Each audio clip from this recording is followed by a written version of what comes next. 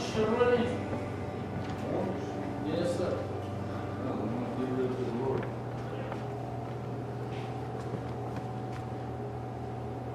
Heavenly Father, we thank you, Lord, for the food that we're about to receive. We ask now to bless the food to serve our bodies, and we just bless everybody who's still here to do what the Lord can do. And Lord, we ask you to bless the people who did go to the barbecue with lots of fun and nice spirits, so we'll all be happy. We thank you for this day, Lord. We thank you for food. We thank you for Jaime and John who work so hard to make sure we always have some knowledge. In Jesus' name we pray. Amen. Amen.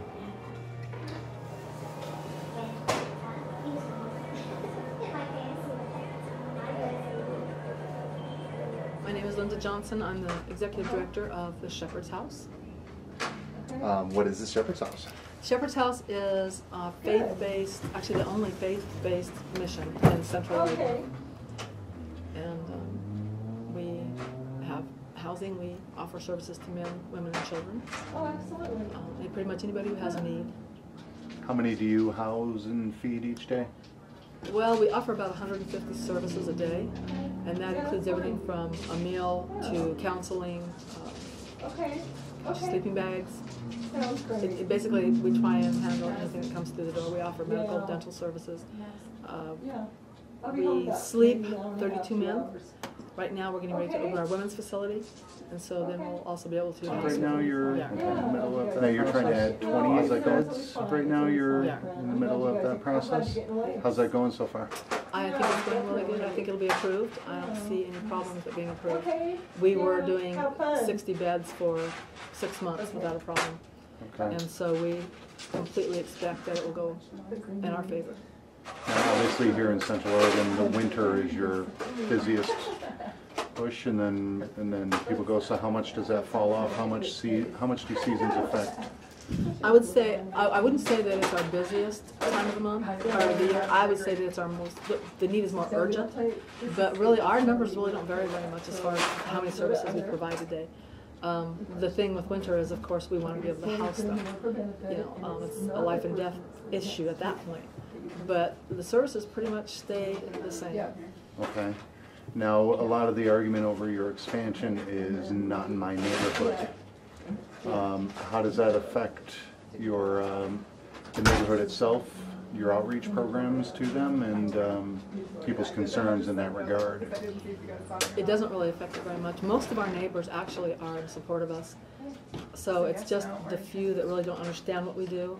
It's not that we don't really deal with many of the transient population, so to speak.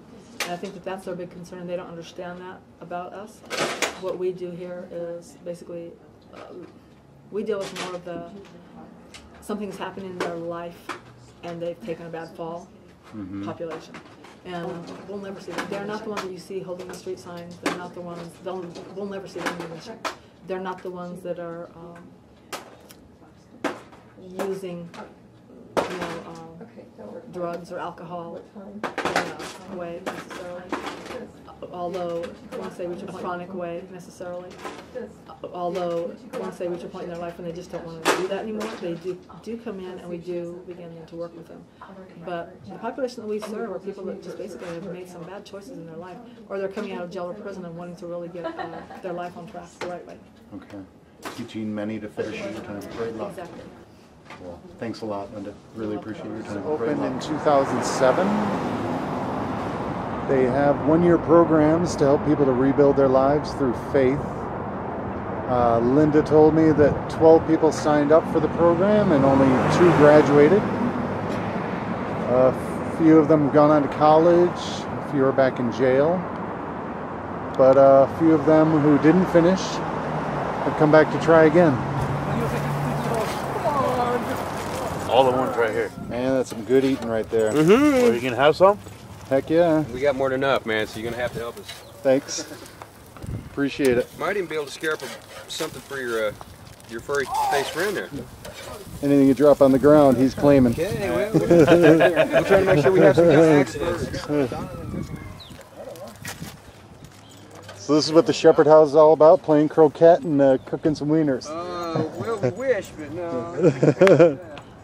Oh. Ask a question.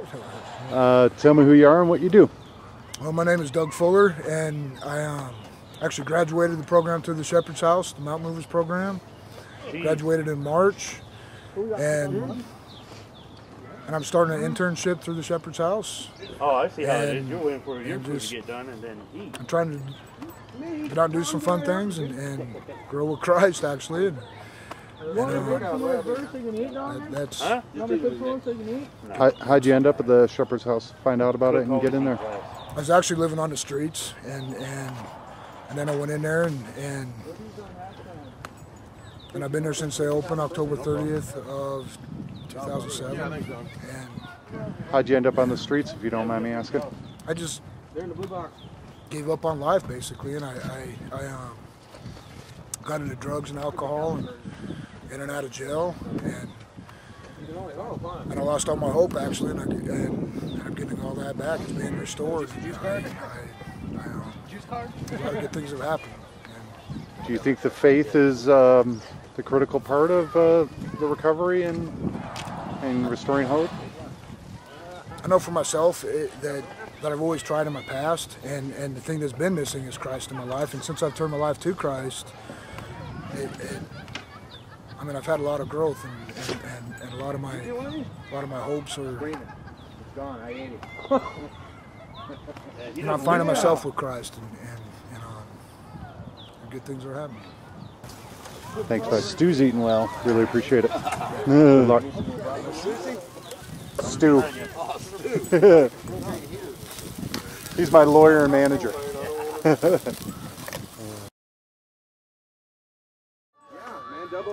Gary took me in like a puppy dog. Yep. Are you sure? And I'm grateful he brought the Lord back in my life. Been sober for 14 years. Congratulations. I'm 66 years old and came from Anacortes to Spokane to Kennewick to Bend. And without the Lord, I'd be dead. That's all the headliners I saw. And I'm just grateful that there's people like Gary and Donna and Linda Johnson and Felicia and fellowship, and nobody starves, and I'm just grateful. Thank you. That's about it. How do you think the Pirates are going to do this year? I'm not too good, but my Steelers, 6 Super Bowls. Rawson and Bird. Big Ben's got it going on. Yeah. Cardinals had them the whole game except for the last second pinpoint pass. That's all it takes sometimes. Yeah. Here comes the police. Oh, did you want Probably taking a break. I just brought him to the Sickle. house to see if anybody wanted them. Thanks, Nick. I didn't know Yeah, you guys so had a are problem you with from them. Ben? Next up on our bust.